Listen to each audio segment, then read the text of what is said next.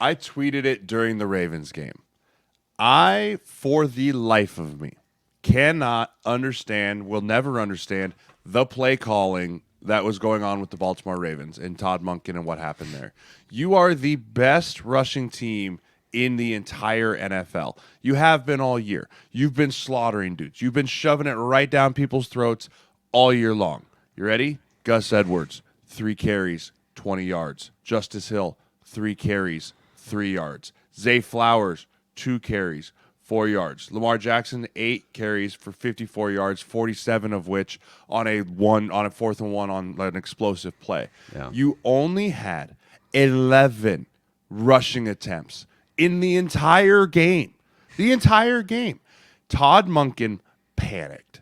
Todd Monken saw that he was playing Patrick Mahomes in the second half and play called like he was down 21 instead of only being down 10.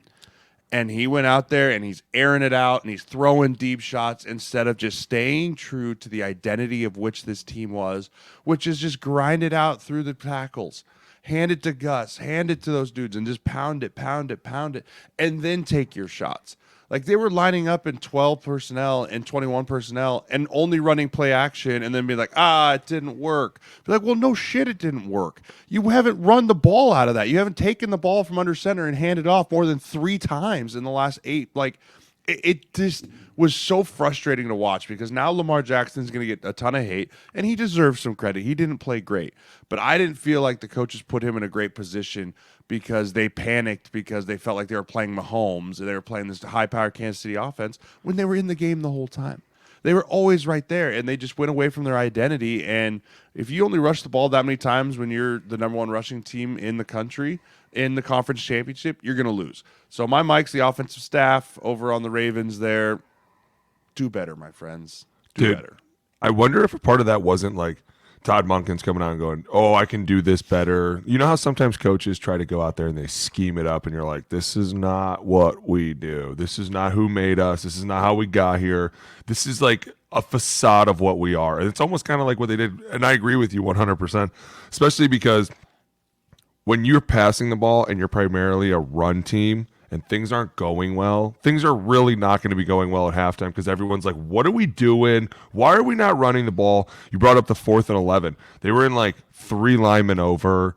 Like that was their style of play. It was like, hey, we're going to line up in some crazy formation. We're going to have some wild motion, and then we're going to try and catch you in some sort of predicament.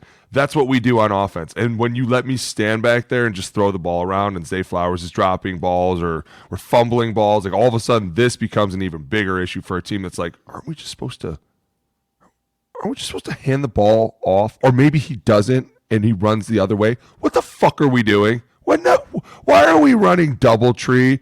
Why are we running so many play actions when you're right? We haven't done anything yet. Is this like throughout the week? So you get a week to prepare. You're thinking about this. You're probably sleeping 3.5 hours a night. You know, this is the biggest week of your life, right? Is this a situation where offensive coordinator, offensive staff just completely outthinks themselves on Tuesday or Wednesday that, boy, they're going to expect us to run the ball like we always do? What if we throw a curveball and drop back? By the way, 82% of offensive plays were just dropbacks in this game for Baltimore. Is that like as a player, as you're going through install that week leading up? I guess my question is: do you think this was the game plan going in? Let's throw a curveball. Let's drop back 80% of the time in a close game, or do you think he on the fly just kept calling pass play? I think the run game got stifled early in the first quarter, right? Like it wasn't going the way he wanted to, and he just panicked and felt like he had to get away from it. Right? He just felt like if I don't get away from this run game where we're not gaining big chunk plays, we're not getting big positive yards, I'm just going to keep giving the ball back to Mahomes, and we're going to be down by 21 points, and he's just spun himself up into this and went, and then before you know it, he's looking around going, I can't call run plays. Because Kansas City scored 2 touchdowns early, so it maybe felt like, God, so we're going to need 31 points. But then all of a sudden you're like, dude, you're down by 10. Like at halftime. Like, what? That's nothing. Nothing. Like that's nothing, right? You kick one field goal, and then the Zay Flowers. And I'll kind of go from this, and from Todd Monken, I'll pivot into a new mic here. Same with the Ravens, staying with the Ravens theme here. My new mic is the fact that the Ravens showed the football world that if you play a team and you let your emotions control you in a conference championship game, that can be the difference. Right. And that was a huge piece of what this happened to the Ravens team here. Right. You heard it already. Harbaugh with his, and they mentioned on the broadcast over and over, like, hey, if he runs, we're going to make him feel us. We're going to make him know, and all those things. And you instill a mentality of aggressiveness in your football team, which is the right thing to do when you're playing against the best.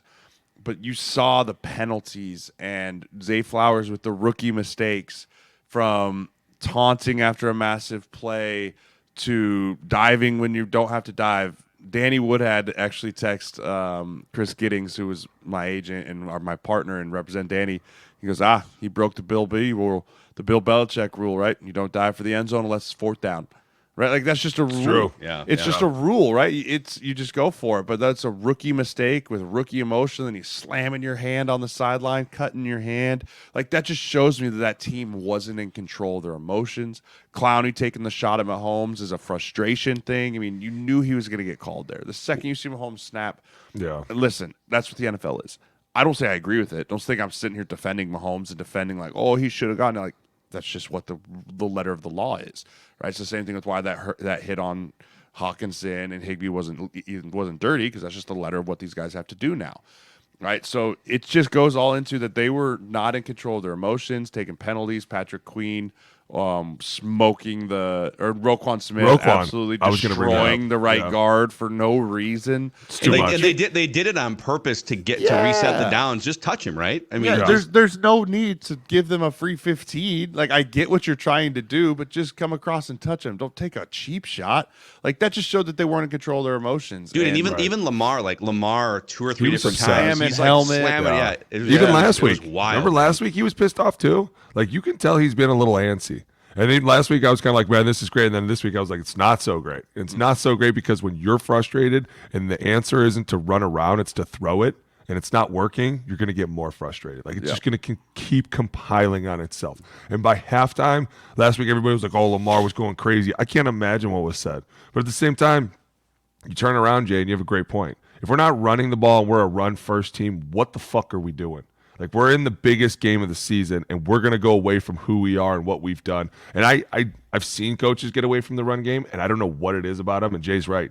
They literally will not call another run. Like, the O-line coach comes over and is like, boys, we did it to ourselves. It's not coming. There is no more run plays coming out of his fucking mouth because you guys couldn't get the first 10 to go. Yeah. And so all of a sudden you're looking at him and you're like... They didn't even do 10, right? It's like...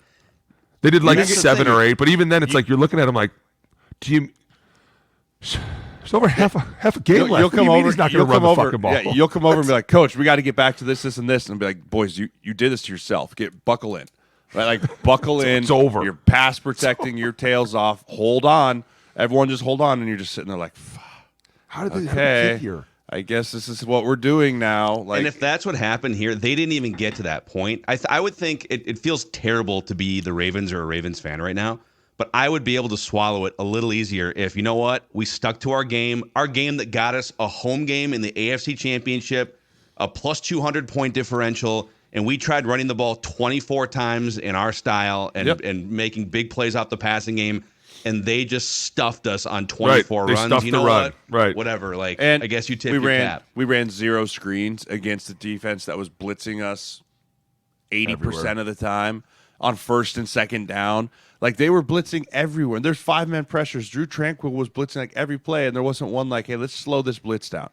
Right, let's throw a receiver screen. Right, let's throw a halfback screen, a tight end screen, something to get these pass rushers to take half a step back.